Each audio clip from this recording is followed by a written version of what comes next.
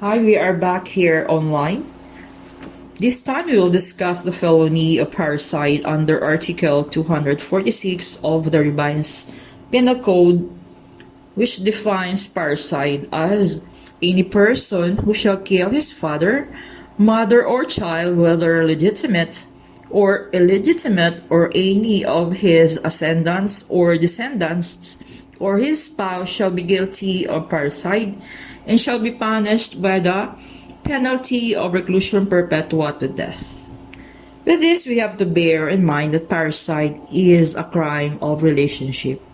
This is a crime committed between people who are related by blood or by legally married spouses. So, except in the killing of legally married spouse, the relationship must be in the direct line and not in the collateral line. Hence, if the father killed his son and was assisted by his nephew, then the father is guilty of parricide for killing his own son. While for the killing of the nephew, he may have committed murder or homicide. So these are the following simple rules we have to remember in parricide. First, there must be a valid marriage between husband and wife. Therefore, the killing between live-in partners or common law spouses is not parricide. Number two, when the marriage is subsequently declared ab initio, there is no parricide. So killing your ex-spouse is not parricide. Third, between Muslim spouses, only the killing of the first wife constitutes parricide. Number two, the offender must be related to the victim by blood. Therefore, killing of the adopted child by the adopting parent or the adopting parent by the adopted child is not parricide, as there is no blood relationship between adopter and the adopted. Number three, the relationship between the offender and the offended party must be in the direct descending or ascending line and not the collateral line except between husband and wife.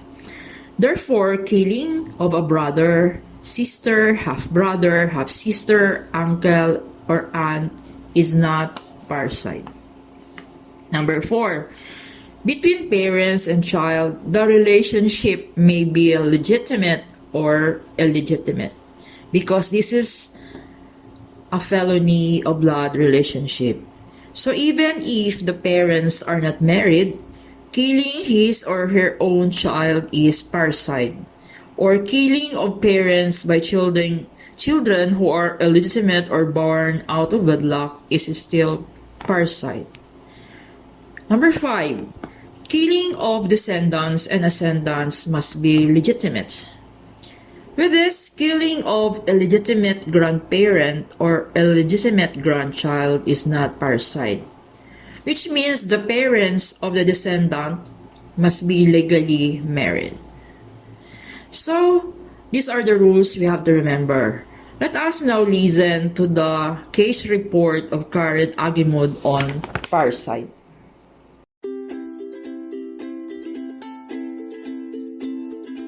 GR number L37379, March 18, 1933, the people of the Philippine Islands versus Feliciano Invalido. Elements of parricide based on the case. First, that death of the deceased. Number two, that he or she was killed by the accused. And number three, that the deceased was a legitimate ascendant or descendant or the legitimate spouse of the accused.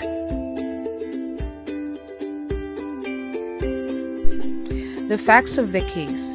The appellant in this case was charged with the crime of parricide. He admits having killed his wife, but claimed that he surprised her in the act of committing adultery. The lower court found him guilty of the crime parricide, as defined and penalized by Article 246 of the Revised Penal Code, and sentenced him to suffer cadena perpetua with the accessory penalty provided by law and to pay the cost. On his appeal, he contends that he should have been sentenced in accordance with Article 247 of the Revised Penal Code. The issue of the case is whether or not the accused can be sentenced in accordance with Article 247 of the RPC. The ruling of the case. The Supreme Court have carefully considered the evidence presented in this case, and we find no sufficient ground to hold that the appellant surprised his wife in the act of committing adultery. The case, therefore, does not come within the purview of Article 247 of the Revised Penal Code. It follows that the lower court committed no error in finding the appellant guilty of parricide as defined and penalized by Article 246 of the said code.